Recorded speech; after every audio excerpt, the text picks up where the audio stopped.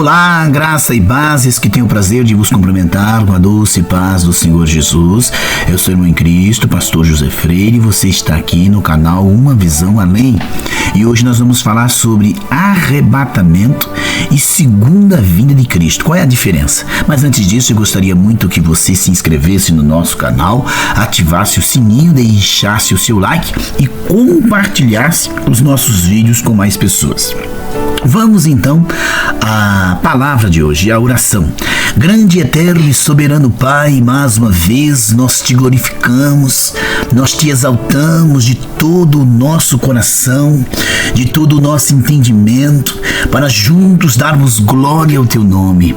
Aqui no canal Uma Visão Além, com os irmãos e irmãs, com os nossos inscritos do canal, que nós possamos termos as nossas mentes claras, inspirada pelo Espírito de Deus, dirigidas pelo Senhor para as coisas que estão para acontecer. Desperta, meu Deus, os que estão dormindo, adormecido ou embriagado com as coisas do mundo, mas levanta aquele que está dormindo, que está caído, que está prostrado. Renova suas forças, a sua fé, a sua estrutura. Meu Deus, eu apresento a família, o casal, o pai, a mãe e os filhos. Te apresento os ministros da sua palavra, os pregadores que levam a preciosa semente em todas as nações da terra. Abençoai grandiosamente, Senhor Deus, todos os que estão aqui conosco no canal Uma Visão Além. Eu repreendo o mal, a fúria do mal, a opressão maligna, repreendo as enfermidades, que todos nós sejamos transformados, curados de nossas enfermidades, renovados, meu Deus, em nome do Rei Jesus. Renova a fé, a estrutura, a comunhão, a certeza. Deus, apresentamos a obra missionária nos 4 cantos da terra, para que juntos sejamos abençoados, transformados, salvos pelo poder que tem o santo e glorioso nome de Jesus. Enxugue as lágrimas dos que choram e alegra o teu povo para a glória e o louvor do teu santo nome. É o que nós te pedimos em nome de Jesus Cristo. Queridos, se inscreva no nosso canal, ative o sininho, deixe o seu like, Deixe o seu like, compartilhe os nossos vídeos com mais pessoas, porque é muito importante. Vamos à palavra de hoje, que tem como tema o arrebatamento e a segunda vinda, a distinção entre o arrebatamento e a segunda vinda. Eis que venho sem demora, e comigo está o galardão que tenho para retribuir a cada um segundo suas obras. Certamente venho sem demora. Apocalipse 22, verso 12 até o verso 20. O encontro dos ares, essas palavras, as últimas de Cristo que foram registradas por escrito, confirmam sua promessa anterior: voltarei e vos receberei para mim mesmo, para que onde eu estiver, estejais vós também. João 14:3.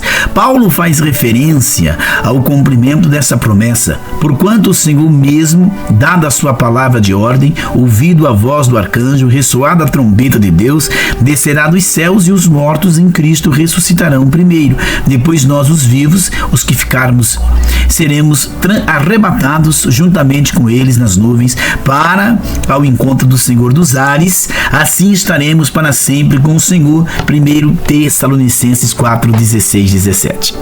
Como resposta a essas promessas de Cristo, o Espírito e a noiva dizem: vem. Apocalipse 22:17. Ao que João adiciona jubilante: amém, vem, Senhor Jesus. Apocalipse capítulo 22, verso 20, parte B. Quem é a noiva? após declarar que o esposo e a esposa são uma só carne. Paulo explica: grande é este mistério, mas eu me refiro a Cristo e à igreja. Efésios capítulo 5, verso 32. A qualquer momento, as palavras de Cristo, do mesmo modo como as de João, do Espírito e da noiva, não fariam sentido se essa vinda para levar os crentes para si mesmo tivesse que esperar a revelação do anticristo, perspectiva-se pré-ira, ou a consumação da grande tribulação, perspectiva pós-tribulacionista. Uma vinda de Cristo pós qualquer coisa para sua noiva simplesmente não se encaixa nessas palavras das Escrituras, afirmar que a grande tribulação deve ocorrer primeiro para que o Espírito e a noiva digam: vem, Senhor Jesus. É como exigir o pagamento de uma dívida que vai vencer somente em 7 anos. Um arrebatamento pós qualquer coisa vai contra várias passagens das Escrituras que demandam claramente a vinda de Jesus Cristo a qualquer momento iminente. O próprio Jesus disse: cingindo esteja o vosso corpo e acesas as vossas candeias, sede vós semelhante a homens que esperam pelo seu Senhor. Lucas 12, 35 e 36. Esse mandamento seria ridículo se Cristo pudesse vir para o arrebatamento apenas após os 7 anos da tribulação. A vinda que a noiva de Cristo tanto deseja levará à ressurreição dos mortos, à transformação dos corpos dos vivos. Isso fica bem claro que não somente em 1 Tessalonicenses 4, mas também através de outras passagens de onde os céus aguardamos o Senhor, o Salvador, Jesus Cristo, o qual transformará o nosso corpo de humilhação para ser igual ao corpo de sua glória. Filipenses 3:20.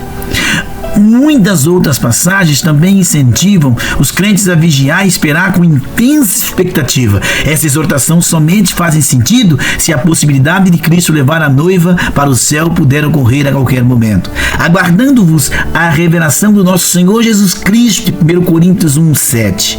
Deixando os ídolos, vos converteste a Deus, para servirdes o Deus vivo e verdadeiro, e para aguardardes dos céus o seu Filho, 1 Tessalonicenses 1:9 e 10.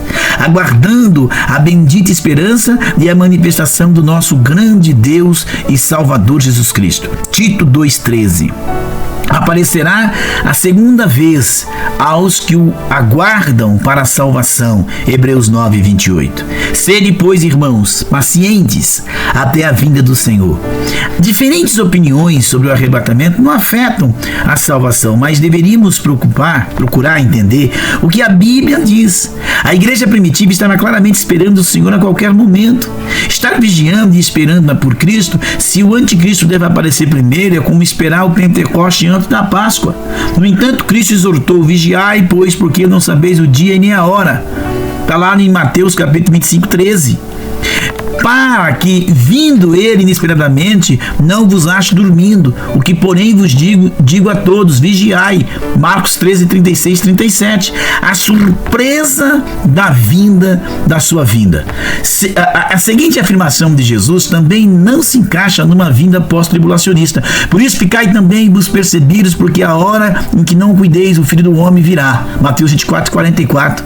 É absurdo imaginar que qualquer pessoa sobrevivente da grande tribulação que tenha visto os eventos profetizados, as pragas, os julgamentos derramados na terra, a imagem do anticristo no templo, a marca da besta imposta a todos os que quiserem comprar ou vender, as 2 testemunhas testificando em Jerusalém, sendo mortas, ressuscitadas e levadas ao céu, Jerusalém cercada pelos exércitos do mundo, etc.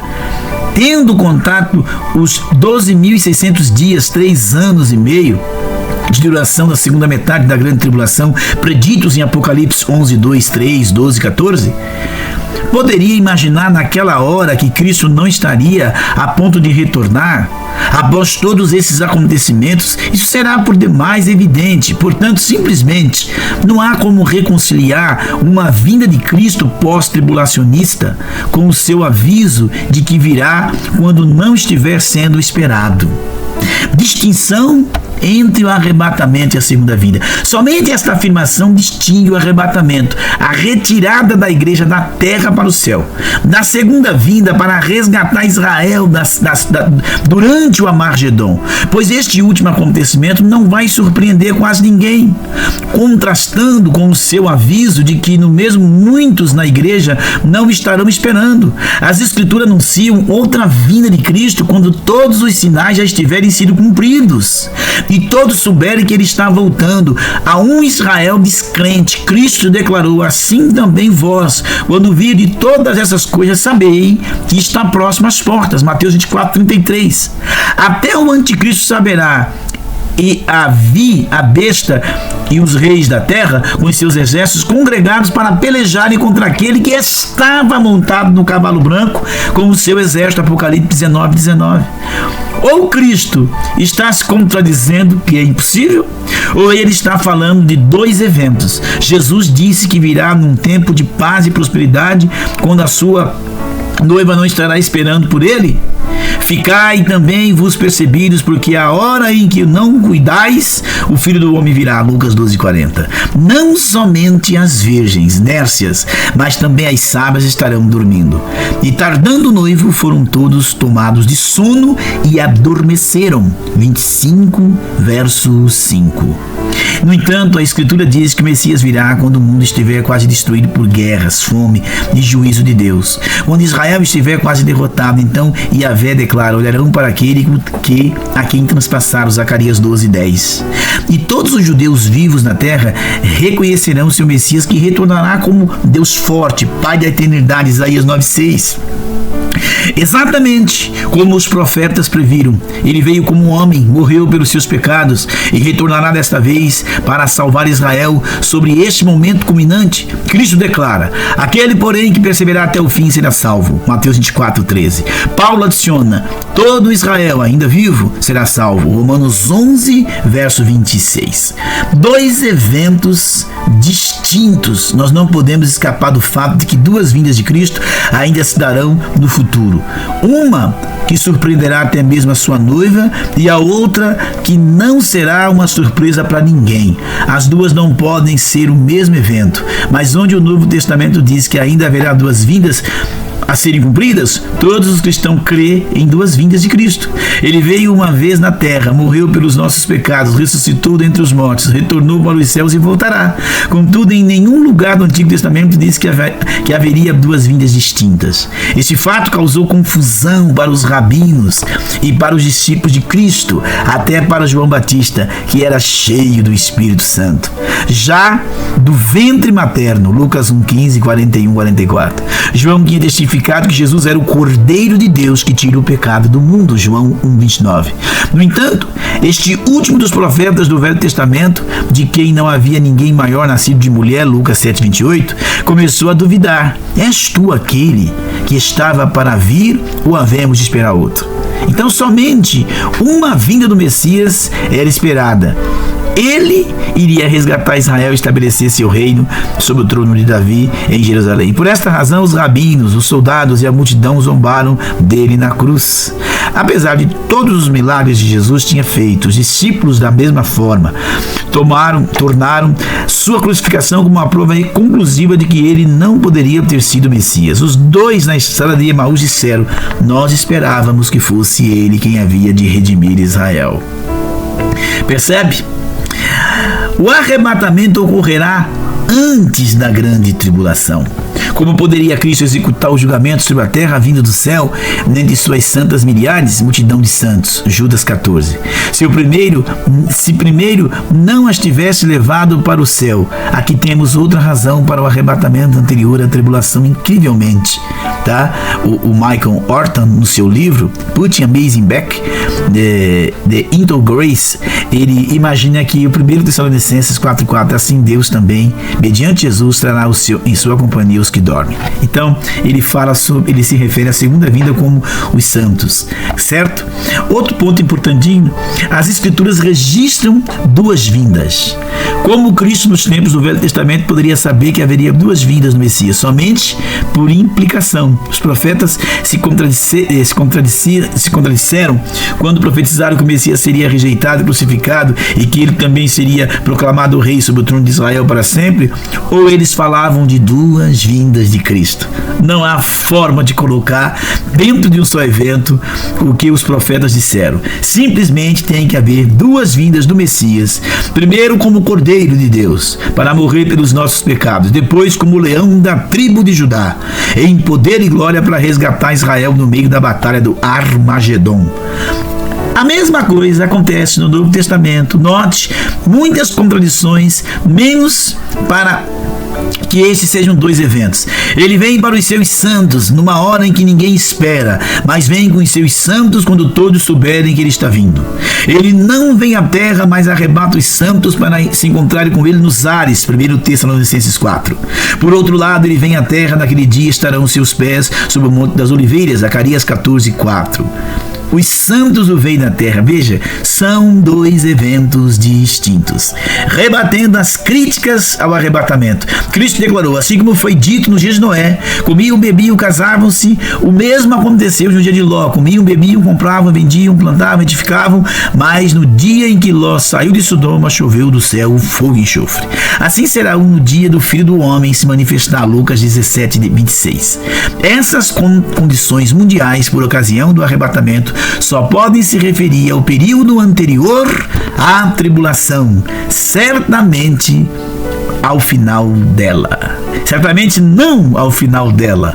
Arrebatamento, há críticos afirmando que a palavra arrebatamento não está escrito na Bíblia. Isso não é verdade, pois a versão latina da Bíblia Vulgata, feita por Jerônimo no V século, traduziu o grego harpazo, arrancar subitamente, pela palavra raptus, raptar, da qual deriva arrebatamento. Foi o que Cristo nos prometeu em João 14, levar-nos para os céus. Então, querido, com esta palavra, descanse em paz. O Senhor tem algo grande e maravilhoso para nós. Graça e paz.